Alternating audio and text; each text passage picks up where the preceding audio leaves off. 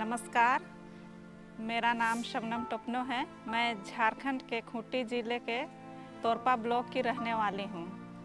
मेरे परिवार में कुल 8 लोग हैं और हमारे पास ज़मीन बहुत कम है और हम लोग 5 साल से खेती कर रहे थे, लेकिन इतनी कम ज़मीन में खेती करते थे तो हम लोगों के लिए पूरा नहीं हो पाता था ज़रूरत की चीज़ें। तो फिर हम लोग सोचने लगे कि कम ज़मीन में हम लोग खेती करके ज़्यादा उत्पादन या तो ज़्यादा मुनाफा कैसे करें, इसका समाधान हम लोगों को कहाँ से मिलेगा। फिर ऐसे ढूंढते ढूंढते हम लोगों को खेती संस्था से मिले हम लोग। तो खेती संस्था के द्वारा हम लोगों को नेट हाउस के बारे में बताया गया और हम लोग नेट हाउस लगाए।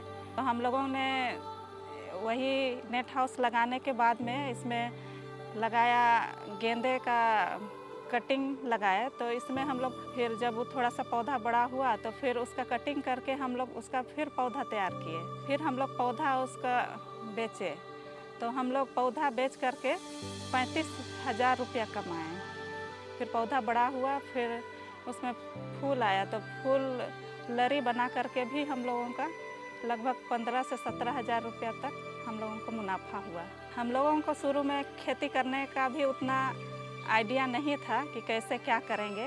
नेट हाउस में खेती करने से केवल हम लोग खेती कर रहे हैं अपना मन से, ऐसा नहीं है।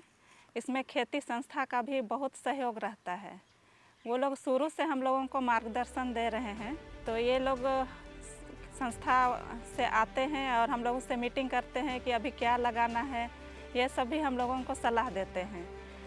अगर हम लोग जो कुछ भी लगाए हैं फसल उसमें और उसमें क्या बीमारी, क्या कुछ कमी हो रहा है और हम लोगों को पता नहीं है, तो खेती संस्था में भी कॉल करके हम लोग इसमें पूछ सकते हैं और उनसे सलाह ले सकते हैं। अगर कोई नहीं भी जान रहे हैं कि खेती में किस तरह से करेंगे, कब कितना खाद डालना है, क्या करना है, सब कुछ वो लोग बताते हैं।